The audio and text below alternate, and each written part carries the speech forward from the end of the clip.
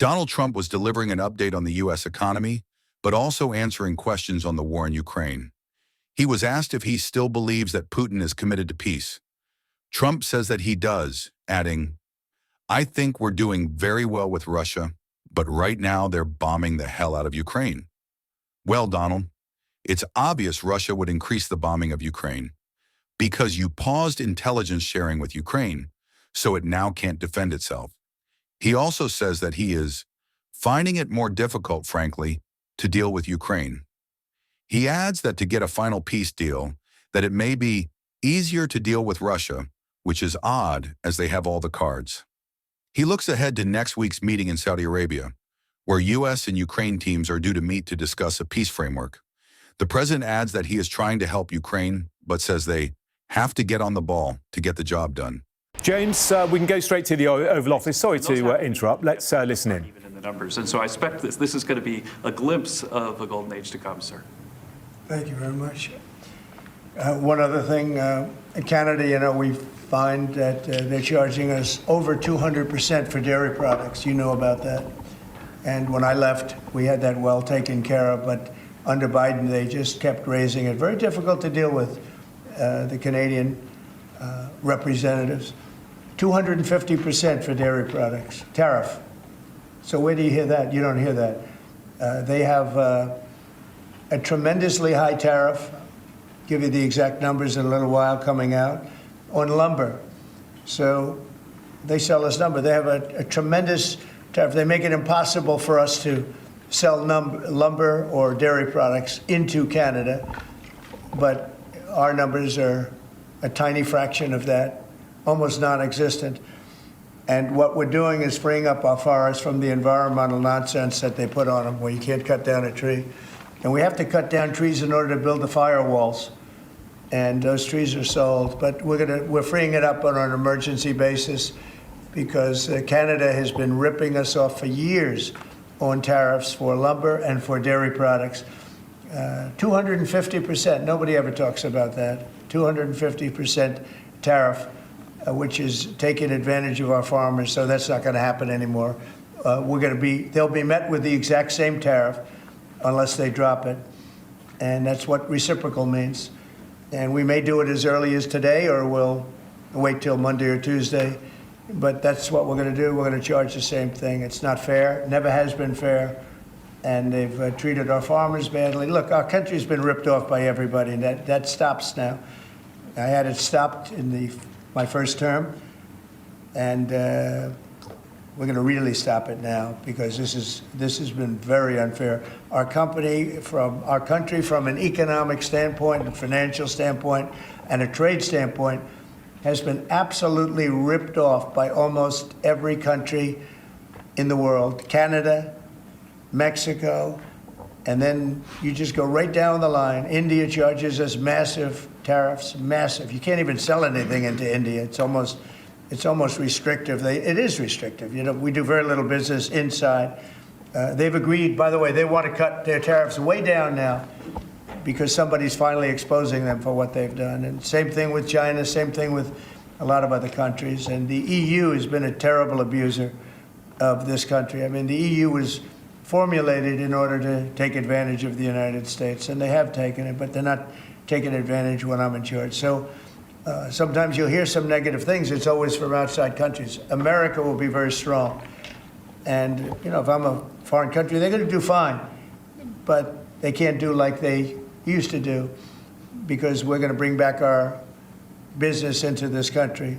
We need it from a job standpoint. We need it from even just a psychological standpoint. Think of it, 90,000 factories are gone since the beginning of NAFTA.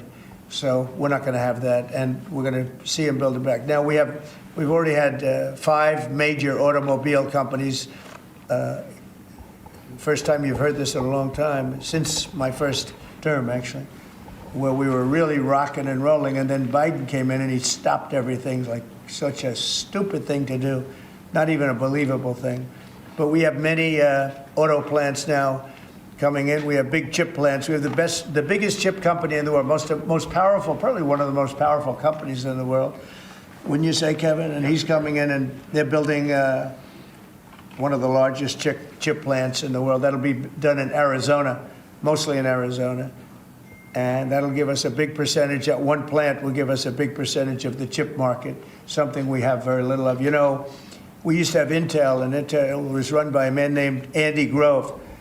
And Andy Grove was a tough, smart guy. I used to read about him when I was a young man, and he did an incredible job. He really dominated the chip business. And then he died, and I guess they had a series of people that didn't know what the hell they were doing, and we gradually lost the chip business, and now it's almost exclusively in Taiwan. They stole it from us. They took it from us, and I don't blame them. I give them credit. I blame the people that were sitting in this seat because they allowed it to happen. We could have protected that so easily, but so we had the chip business, and now it's all in Taiwan, almost exclusive, a little bit in South Korea, but mostly in Taiwan. And it's very important. Everything you do, everything you touch is now about chips. The brake of a car, cars have chips all over the place. I was reading an article the other day where they talk about the brakes of a car are loaded up with chips. Who would think that a brake has a chip in it? But it's all about chips. So that was a big thing. And they'll be investing hundreds of billions of dollars in this country, and we'll be taking back a big, big portion of that industry. We have others coming in too. But a lot of car manufacturers are coming in, and they're coming in fast. And one of the reasons you see these numbers, and again, Kevin said it, and I said it a little bit, but the fact that they know I won the election, so after I was president-elect, they assumed that I was going to do what I said, because I do what I say. And so these numbers really reflect a lot of things that took place since November 5th, right? So, Kevin, thank you very much. Great job. Any questions? Mr. President, how concerned are you that the large-scale federal government layoffs will weaken the labor market? How concerned are you? The large-scale fentanyl what? The federal government layoffs will impact the labor market, will weaken the labor market. Oh. No, I think the labor market's going to be fantastic, but it's going to have high-paying manufacturing jobs as opposed to government jobs. We had too many people in government. You can't just do that. We had too many. This is for 40 years. You know, this isn't just now. This built up and got worse and worse, and they just hire more and more people. You look at Department of Education, it seems like so many buildings I ride by, it says Department of Education. They're all over the place.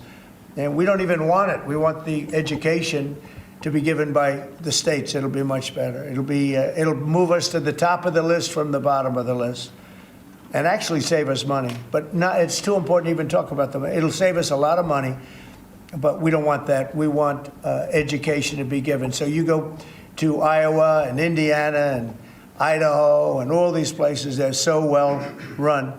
They're going to be producing education that will be the equivalent of, like Denmark is one, Norway, Sweden.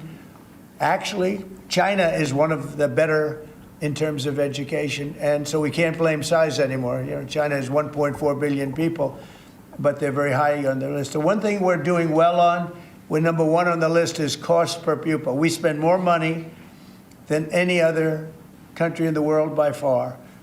So I jokingly say the one thing we do well on is the cost. We spend more money, and yet we're toward the bottom of the list. Yeah. Mr. President, I want to ask you, the joint address, millions of Americans watched your joint address earlier this week where you warned that there could be a little disturbance that Americans could feel as a function of these taxes, these tariffs. How much disturbance are you willing to accept in the near term as a function of that? And to set expectations, how long should Americans expect things to cost a bit more? Well, so far, Peter, there hasn't been very much because these numbers are coming out. We're here for just a little over 4 weeks. And these are fantastic numbers. I was watching some of the reports this morning. They were surprised. There could be some disturbance, a little bit of disturbance. I solved a little bit of that because I have respect for our auto companies, and I gave them a little bit of a 1-month reprieve because it was unfair, although I'm sure they'll take advantage of it. I see they're driving a lot of cars into the U.S. to try and avoid the tariffs, and they're taking advantage of it a little bit. But they called me, they asked me, they said, could they have a little bit of help? And I decided, they're American companies, USMCA, and I let them have that. But this really kicks in, the reciprocals, kicks in on, let's see, I guess the 2nd. And I wanted it to be the first so badly, just didn't want to be on April Fool's Day. So I made it the second. That's going to cost a lot of money. That one day is going to cost a lot of money, but that's okay. But I don't see it. I don't see anything. I see good reports. I think we're going to have good numbers from the beginning. Now, globalists won't love this because this brings jobs back to America. So if they're coming back to America, maybe you'll lose some in other parts of the world. But the other parts of the world have done very well, and they'll continue to do very well. But I think the United States is going to be doing record business. We'll bring a lot of those 90,000 factories that have been lost over the last number of years. It's been, it's hard to believe. 90,000, think of what 90,000 is. 90,000 plants and factories are gone. We're going to bring back many of those plants and factories. One day the tariffs are on, the next day they're off. Right now the markets, as you know well, prefer stability. Are you done going forward with the pauses and the carve-outs? Is that it for those? There'll always be changes and adjustments, and you can't just. I could have, for instance, told the American car companies, "No, I'm not going to give you anything," and then you wouldn't have had to say, "Well, they're getting a little extra." It's just a little bit of a 1-month reprieve. They're very happy about what's happening. They won't have to go across borders, and you see the zigzag, and you have a fender made in Canada, you have something else made in Mexico. We don't want that. We want it made here. But there'll always be some modifications. I mean, if you have a wall in front of you, sometimes you have to go around the wall instead of through it. But I think very little. I think very little. On occasion, if we can do something, we want to help companies. We want to help companies create jobs. So I could have left that, and you wouldn't have had a minor change. Instead, I was asked by the real majors, the big majors, if they could do this. And I said, yeah, I'll do it. I want you to produce a lot of jobs. And numerous of the people, actually all of the people I spoke to have already been, they're very much on the way to already doing it. That's why you have auto jobs increase. And the man, I don't know him, Sean Fain, I don't know him, and I did great, as you know, with the auto workers, with the Teamsters, with unions. I did fantastically well, best numbers ever by a Republican. And I have a lot of respect for those people. But Sean Fain, who I don't know, but wasn't a supporter, although the auto workers were big supporters. I watched him last night, and he said, Donald Trump is absolutely right on tariffs. He said, what he's doing on tariffs is an incredible thing. And it's about time somebody had the guts to do it, because we're going to save auto manufacturing. And I said to people when I was campaigning, you're going to have so many auto jobs, you're not going to believe what's going to happen. We're going to load up Michigan. I won the state of Michigan, as you know. And part of the reason I won it was I got a lot of auto workers that voted for me, Detroit, et cetera. But I think people are going to be very surprised. Yes? Thank you, Mr. President. You mentioned in your remarks chips manufacturing, how a significant percentage is now in Taiwan. You also mentioned it in your address to Congress, and you called on Congress to overturn the CHIPS Act, which had bipartisan support in the last Congress. Why would you like to see this particular law overturned, Mr. President? Because it's hundreds of billions of dollars, and it's just a waste of money. Now, some people have already taken the money and used it. Actually, it's very hard to qualify because they go by race, they go by gender, they go by all sorts of things. Nobody's ever seen anything like it. You won't be able to find those people. So I don't even think anybody can qualify. They have so many different categories. In order to qualify, you have to have so many of a certain race, a certain gender, a certain this, a certain, and I don't think they can qualify, but if they take the money, they better qualify because they'll be watching them.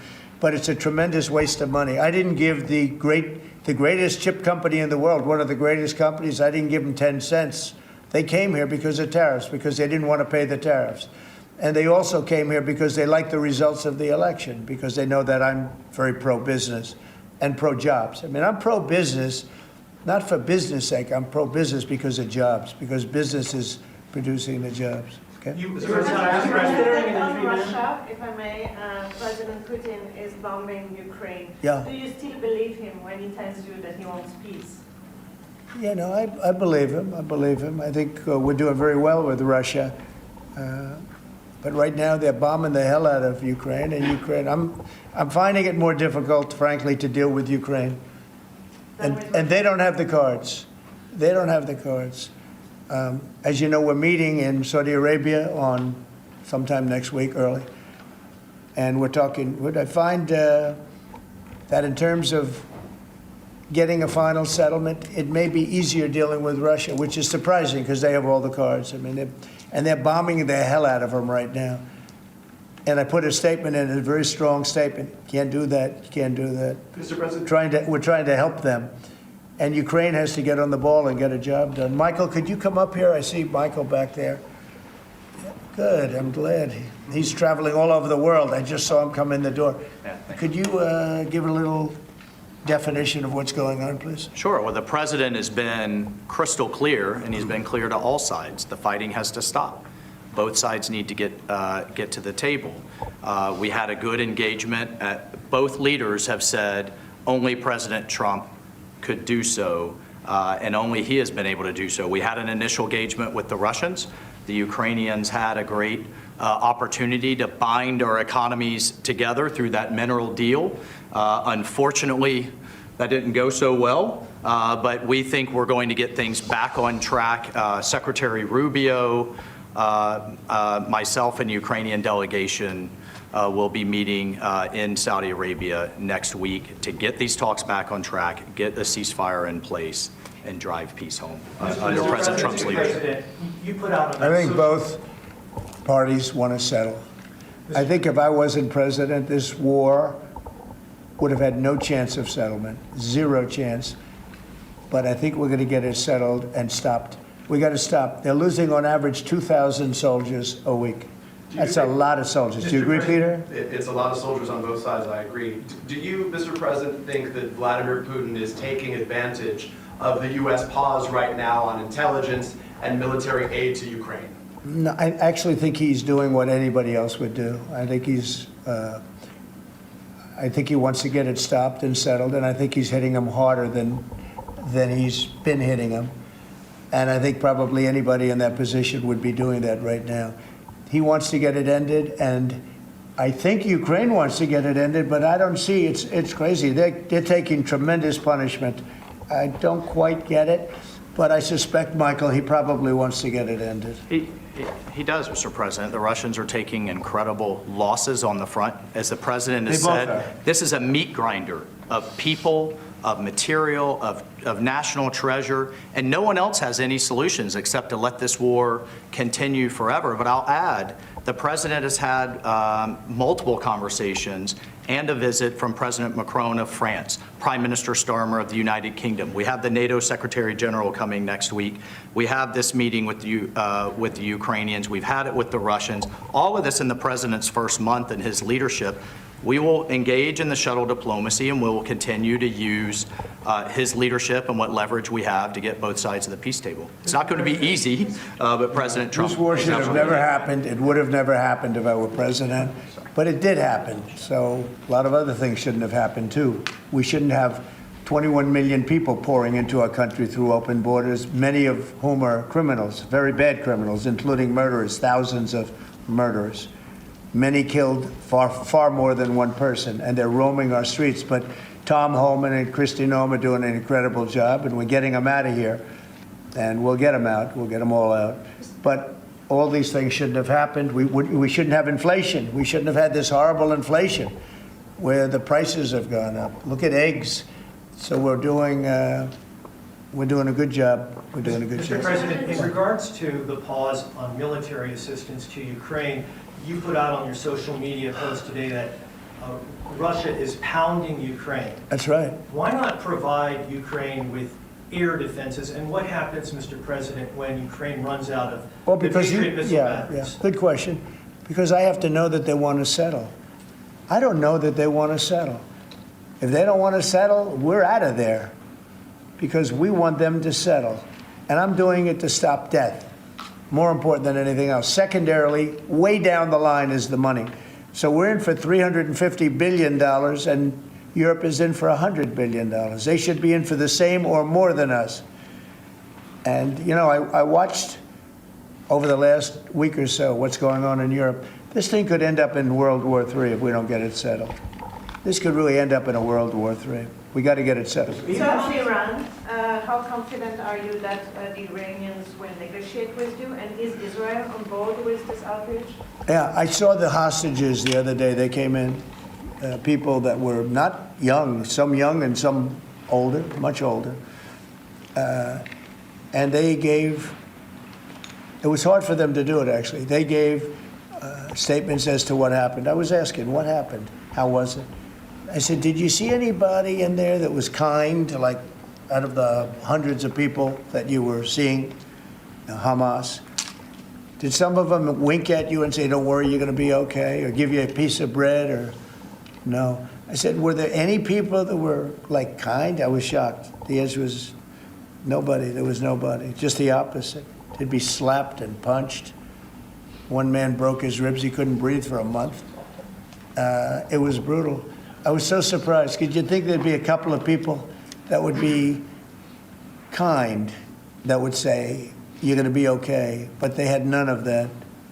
It's pretty amazing. Brian? Thank you, President. He's a kind person. Well, according to the Although not to Zelensky, he wasn't. Well, you know what, that's another But to Trump, he's been good. Yeah. Go ahead, Brian. Nice tie, by the way. Thank you. Thank you. I like yours, too. Two questions. One on peace. Why don't you think any other European countries are offering a peace deal? It seems like no one's come to the table for peace except for you. Yeah. It's a very good question. Sometimes questions aren't answerable. They're in a very unusual position. They don't know how to end the war. I think I do know how to end the war.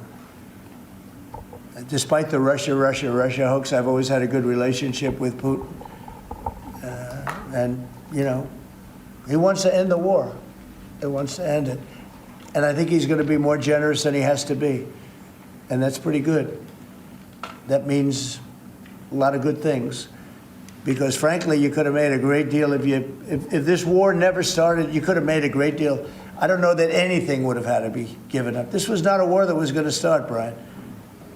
And it didn't start. For 4 years, somebody said, well, how do we know that? Well, for 4 years, it didn't start. I used to speak to Vladimir about it. I used to speak to him about it at length. It was the apple of his eye, but there was no way he was going in. And he knew, there were going to be consequences. But it did start. I mean, think of what happened. Inflation, you have the war with Ukraine and Russia, that wouldn't have happened. October 7th would have never happened. Israel, they had no money. Iran had no money. Iran was stone cold broke, and now they have a lot of money. And that's going to be the next thing you'll be talking about is Iran. What's going to happen with Iran? And there'll be some interesting days ahead. That's all I can tell you. You know, we're down to final strokes with Iran. That's going to be an interesting time. And we'll see what happens. But we're down to the final moments.